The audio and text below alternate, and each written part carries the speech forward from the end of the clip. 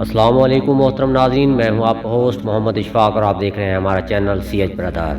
ناظرین، اللہ پاک فرماتا ہے کہ تم زمین والوں پہ رحم کرو، میں آسمان والا تم پہ رحم کروں گا۔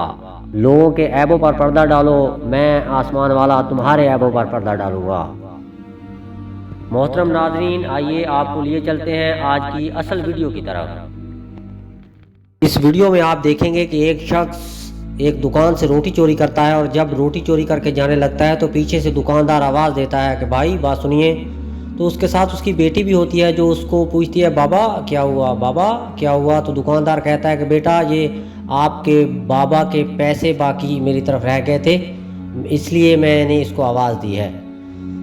تو وہ اس کو گن کے پیسے دیتا ہے، تو اس کا باپ پیسے پکڑ لیتا ہے، اور جب جانے لگتا ہے تو پیچھے سے ایک اور شخص اس کو آواز دیتا ہے کہ بھائی یہ چاول کا تھیلا بھی آپ یہاں بھول کر جا رہے ہیں۔